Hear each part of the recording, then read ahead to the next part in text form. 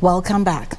Despite major resistance and public furor, the government lifted the ban on genetically modified crops. However, almost 5 months since the ban was lifted, nothing much has been heard from the government side. Tonight, our senior reporter Regina Manyara engages Dr. Joel Ochieng, lead agricultural biotechnology at the University of Nairobi, on the status and impact of GMOs in the agricultural value chain. Good evening, this is Prime Edition. In science, there are 3 principles: verifiability, validity, and reliability. So tonight, we put the GMO question into perspective. Taking us through this conversation is none other than Dr. Joel Ochieng, the lead at the University of Nairobi in as far as matters of agricultural biotechnology are concerned. Thank you, sir, for your time. Thank you. Doc, we use the term GMO, hybrid seeds, BT, and sometimes we use them interchangeably, but I am sure they do not mean the same thing. Tonight, unpack that for us. Uppercase B, lowercase t. So when you see BT, maize, it doesn't mean biotechnology maize. It means maize modified to protect itself from crop pests using a bacterium called Bacillus thuringiensis, in short BT.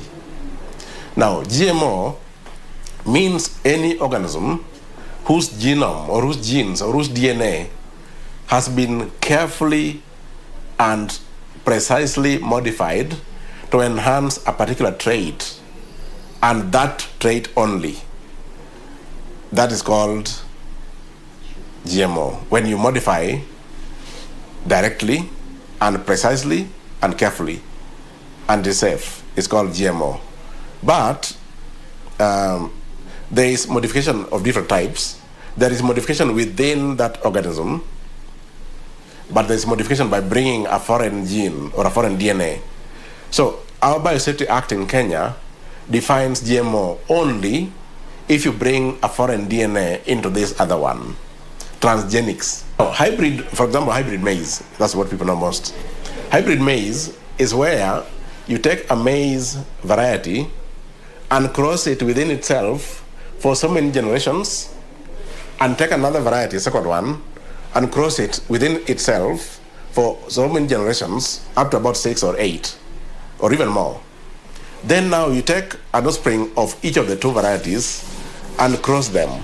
Now, since the government lifted the ban on importation of GMO crops, there's been a lot of debate. Bring us up to speed in the state of GMO in the country. Yes, now, I want to bring you to state with regards to 3 aspects. One is the status of development, because normally when we talk about GMO, especially, Kenyans only think about something that has been imported from other countries. But we have locally developed products that have been genetically engineered in Kenya by Kenyans and is meant to be used by Kenyans. One of them is BT maize, which we developed here in Kenya. It has gone through laboratory tests supervised by the National Biosafety Authority, the regulator that is in charge of GM matters in the country, by an act of parliament, Biosafety Act. And it went through laboratory tests, it went through safety tests, it went through performance trials, both in confinement and also national performance trial that is done in different agroecological regions to see whether, first, the trait that you claim that you have enhanced, is it true? So this one was developed purposely to resist insect attack, that is pests, Tembora. And it goes through safety test first. If it is proven to be safe, then now you're allowed to go to the next level that is now done by KEFIS. It is not something that you just do in a back street. It's supervised day to day. And it proved to protect the maize plant from stem borer. It proved to be safe. And now, just a few months back, it was ready to be rolled out to the farmers in what we call commercialization, to be cultivated now by farmers to enhance their livelihoods. But of course, as you know, there's a court case about that, and that's what has put brakes. What impact is it having on, on biotechnology research? Well, first of all, no support you can get somebody who wants to fund or to what I would call co-promote products that can enhance the lives of people, nobody would be interested in a product that is subject to court case. Nobody would be interested in supporting a product that is not going to help the lives of Kenyans. So this has affected funding for research, both national and, of course, with our partners as well. And it has also affected the student enrollments in biotechnology programs. Because why would I want to be trained? Of course, biotechnology is a wider thing, as you would say, but one of the key products is genetically engineered crops and animals. And that is the high-end biotechnology. Everybody who wants to be trained wants to be trained in the best possible. So this is one of the key products that was banned in the country, but very fortunately, we have a new regime that reviewed all information available, scientific information available, regulatory information available, the safety tests are conducted and opened that to be used. Likelihood that it's actually a go-ahead, and that is what we're looking at, a go-ahead. What overall impact will having GMO or rather BT maize commercialized in the country mean for food security? Now, the first thing that we need to see is that the productivity of maize fields in this country and other parts of the world are seriously affected by pests. Now, in Kenya particularly, pest damage accounts for up to 60% farm losses. That is pre-harvesting farm loss, up to 60% damage. Now, if a farmer was supposed to get 20 bags per acre, just an example, then now, currently as we speak, that farmer would be getting less than 10. That's more than half you lose because of the pest. So if we now adopt the technology and we are allowed to grow BT maize, the first thing is that we will have higher harvest. So it will improve. I want to be careful, I'm a scientist. I will not use the word improving yield, because improving yield means, for example, having 3 cobs instead of 1 cob. But I'm saying it restores yield. That which you would have lost as a result of the pest is now intact. Now you get your 100%. Now the second issue, the most critical in fact, is that aflatoxin is a menace worldwide.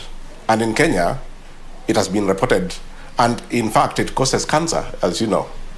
Now, when the stem borer comes, and especially for cases where you even have the corn borer itself, when the corn borer attacks the seed, it opens up the coat for fungal infection on the maize cob.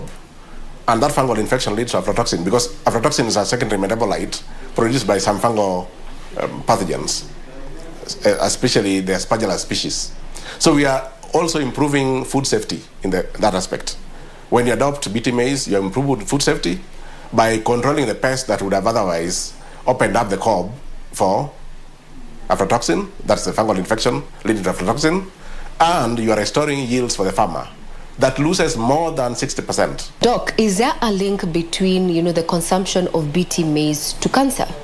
There is no link whatsoever between any BT crop and cancer, and nobody has ever claimed that anywhere in the world, whether a scientist or a non-scientist. But the same people who made those claims have published contradictory information now, correcting themselves that their earlier publications resulted from contamination in the feed they had used in the rat experiment. Thank you for that clarification. Now, since we're talking about safety and biotech, looks at matters of safety, enhance crops and animals, is there a way, do we have a way to track, these seeds, these crops? Now, there is something that Kenyans ought to know. The Biosafety Act 2009 has implementing regulations that are 4 in number. One is labeling regulation 2012, that all GM products have to be labeled up to the consumer level. This labeling has 2 purposes. One is to enable consumers to make informed choices whether they want to consume GMO or not. It is not labeling because of safety concern, no. To enable consumers to make informed choices whether they want it or not. And 2, for the purpose of traceability, to enable regulators, businessmen, government, me and you, to be able to tell that this GM product that we have here on the shelf, that we are about to buy for our ugali, and I would be very willing to take it, by the way, where did it come from? Is this the one from Brazil? Is this the one developed by Ochieng and others? That labeling provides a traceability up to the farm level. And National Biosafety Authority, NBA, can tell you precisely this came from the maize grown in Kirinyaga and on Onyango's farm. Now, away from safety, there's the issue of, ownership and seed development technology. Those who deal with seeds are concerned that when GMOs hit the market, now that they can, then the indigenous seeds will be soon forgotten or rather disappear within the value chain. The seed development for GM products is a matter of choice. People will be allowed to either adopt GM seeds or ordinary seeds or even hybrid seeds. Just like we have hybrid seeds, we have had it for the first hybrid seed was developed by Calro in 1981. Let's tackle the issue of intellectual property because that's part of the apprehension. Somebody thinks that there's a company somewhere waiting to own the seed system if you adopt GMO. I'm talking about BT maize developed in Kenya for Kenyans and for the region. We are not talking about a foreign seed to be imported from somebody else who developed it somewhere in a white country, for example. And there's nothing wrong with being white. The issue is that people, when fed with information that is negative, they remember it longer. This is seed developed here for us. How then do we enhance this, especially now in light that this is the direction that you're going to be taking? We're going to be going GMO, BT and such. How do we enhance capacity built when it comes to extension services? The University of Nairobi has a national agricultural biotechnology program that enhances public information about biotechnology as a whole. But because of the misinformation, we have measured more on enhancing knowledge on BT and GMO generally. There are many other such programs by the government, by our partners, by the Kenya University Biotechnology Consortium that we are members to. But it is so difficult because there are others who peddle that misinformation. Now, what we are doing is that we are doing training of trainers, TOT. We are training the extension staff so that in turn, they can train their people, the farmers. Because it's very difficult for a program to go to every single farmer in the country. We have tried, and we have trained more than 13,000 farmers. We have seen the cycle, where we're going. Would it be safe to say that in the next maybe 4 or 5 years, we will not be talking about hunger? So when we go GM, we're going GM, and you're asking whether we'll say goodbye to hunger. I will say no. No, because we are only starting out with the production aspect. Farmers will be able to harvest more. But this is just BT maize. They cannot take maize without even boga. So what we are saying, we want to contribute the best way possible to reduce food insecurity and nutritional insecurity. But that will not end hunger because distribution mechanisms are not things we can do. We are scientists, we can only help boost the production, but we cannot help in distribution. So you will find farmers hoarding maize, even if it is BT or whichever other maize. They keep them waiting for prices to go up so they can sell at the highest prices.